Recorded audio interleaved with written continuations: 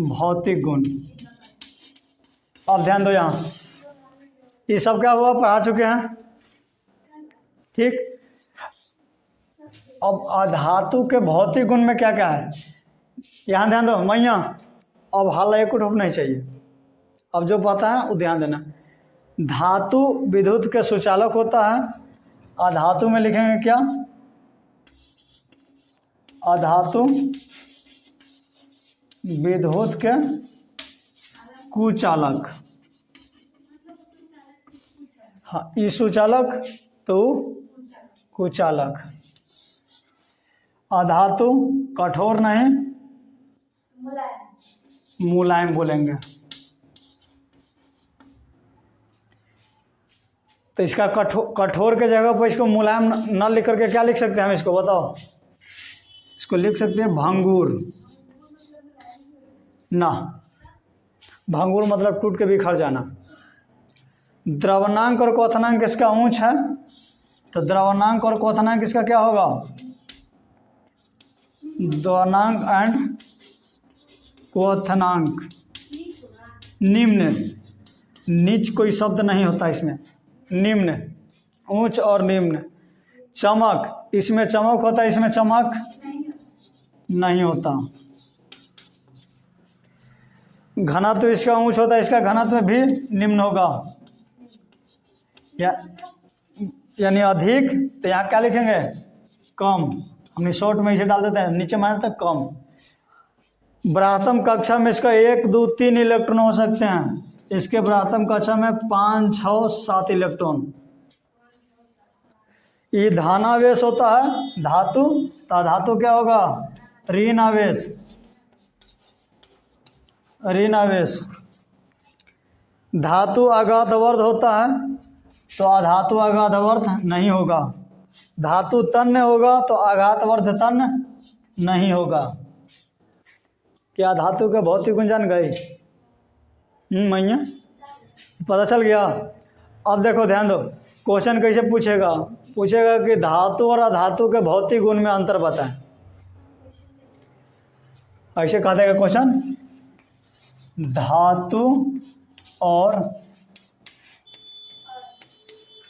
अधातु के भौतिक गुण में अंतर लिखें। तो ऐसे करके लिखेंगे, आप पेट फाड़ देंगे। यानी इसका हो गया क्या, ऑपरेशन। हो गया ना, धातु के भौतिक गुण और अधातु के भौतिक गुण। चलो छोड़ो, बातें अब नहीं, जब लिख ली। चलो अब ध्यान दो, सबसे फर्स्ट पॉइंट, उतारना अभी नहीं है और अभी हल्ला भी नहीं करना है।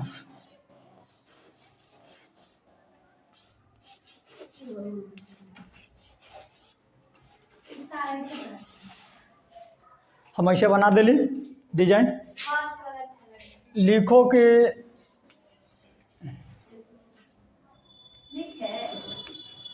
जान लो एकमात्र चमकीला, एकमात्र चमकीला कुछ है अधातु,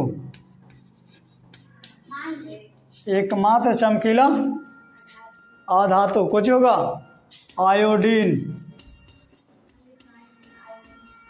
आयोडीन। फिर दूसरा लिखना है कि एकमात्र सुचालक, विद्युत का सुचालक, हाँ विद्युत सुचालक अधातु, एकमात्र विद्युत सुचालक अधातु कौन सा होगा, ग्रेफाइट। हाँ,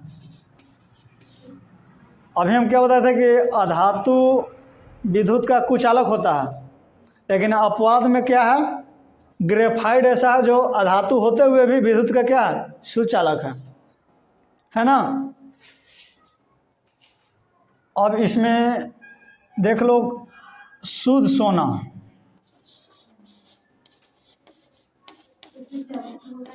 शुद्ध सोना कितने कैरेट? शुद्ध सोना कितने कैरेट का होता है? शुद्ध सोना 24 कैरेट का होता है मैया।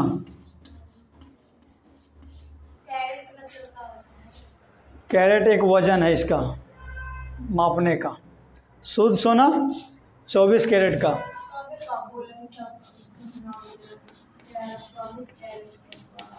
हाँ मैया, आभूषण बनाने में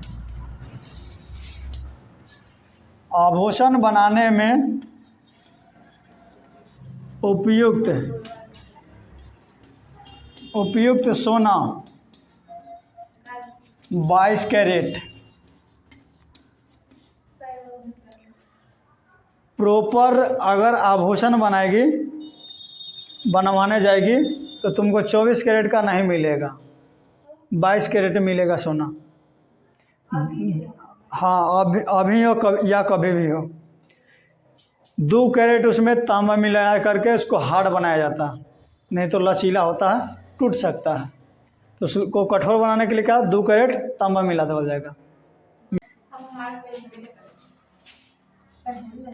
और है द्रव अवस्था। द्रव अवस्था में पाया जाने वाला धातु। द्रव अवस्था में पाए जाने वाले धातु कौन सा है? पारा। पिछले क्लास में बताए थे मैया, पारा या मरकरी। हाँ, पारा कह सकते हैं तो मरकरी। अब द्रव अवस्था में पाया जाने वाला धातु हो गया थी इसमें अधातु। अधातु क्या होगा? ब्रोमीन।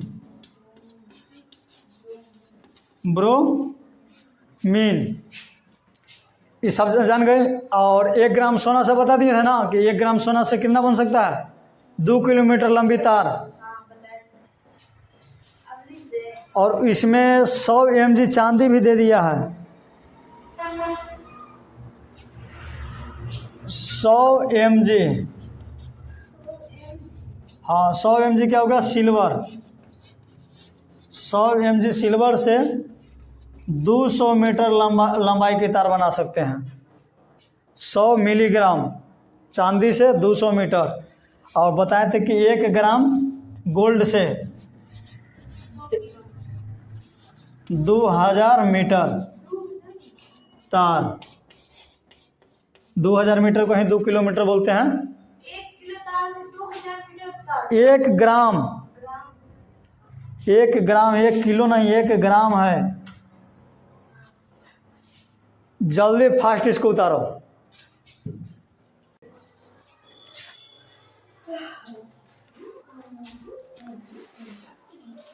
अब बताओ,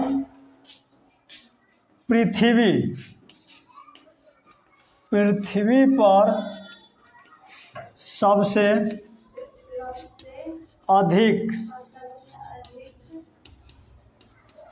पाया जाने वाला तत्व ऑक्सीजन। ऑक्सीजन अगर हिंदी में लिख सकते हैं तो लिख लेना ऑक्सीजन। नहीं, हवा कई गैसों का मिश्रण होता है। पृथ्वी पर सबसे अधिक पाया जाने वाला तत्व ऑक्सीजन। फिर लिख सकते हैं कि प्रकृति में सबसे अधिक पाए जाने वाला तत्व हाइड्रोजन। हाइड्रोजन ही बोलेंगे। संकेत H2 हो गया, इसका हाइड्रोजन बोल रहे हैं ना। गैस है। और वायुमंडल में फिर क्या पढ़ सकते हैं? वायुमंडल में सबसे अधिक पाया जाने वाला तत्व नाइट्रोजन N2। इसको क्या पढ़ेगी? नाइट्रोजन।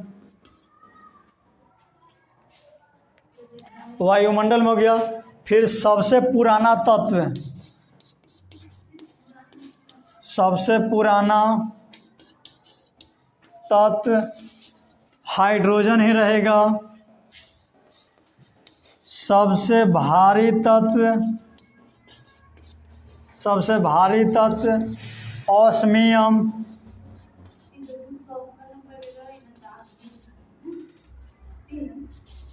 ऑस्मियम सबसे भारी हो गया। उसके बाद और क्या दिया इसमें,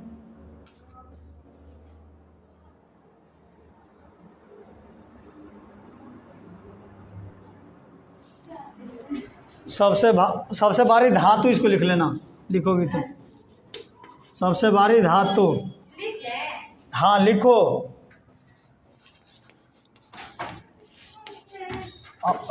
शांति से, सबसे भारी तत्व, अगर तत्व लिखेंगे तो क्या, यूरेनियम।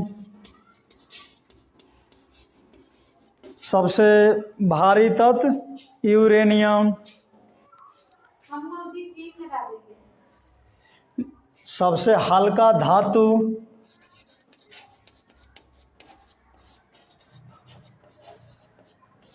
सबसे हल्का धातु तो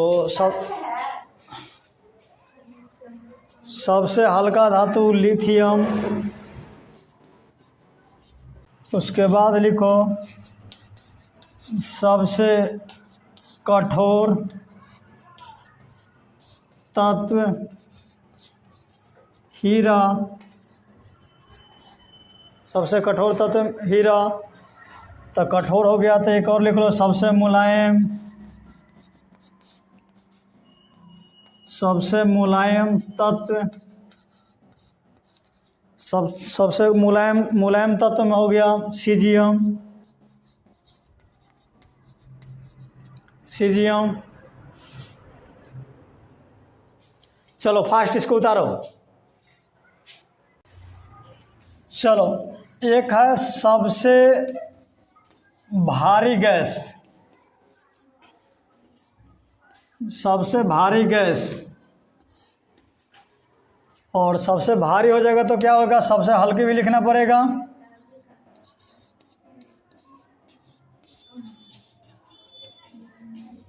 सबसे हल्की गैस, ठीक है। सबसे भारी गैस में मैं यहाँ लिखो हाइड्रोजन, और सबसे हल्की गैस में रेडॉन।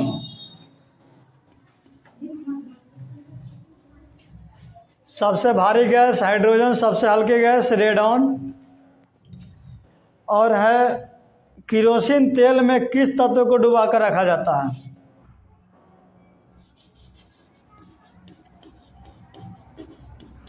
केरोसिन तेल में,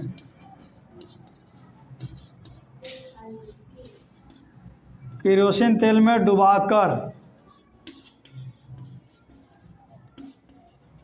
रखा जाने वाला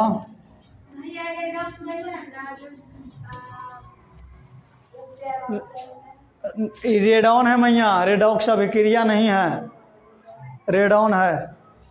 तो केरोसिन तेल में डुबाकर रखा जाने वाला तत्व सोडियम, सोडियम, लिथियम और पोटेशियम। पोटेशियम, सोडियम को Na से सूचित करते हैं, लिथियम को Li और पोटेशियम को K से। पोटेशियम मुझे लिख लेना, पोटेशियम, पोटेशियम, ठीक है। केरोसिन तेल में डुबाकर रखा जाने वाला था तो सोडियम, लिथियम, पोटेशियम। इसको केरोसिन तेल में क्यों डुबाकर रखा जाता है? तो जल के संपर्क में आने से क्या होता है, जल के संपर्क में आने पर जलने लगता है। कौन कौन? तो यही वाला सोडियम, लिथियम, पोटेशियम। कैसू लिख दो,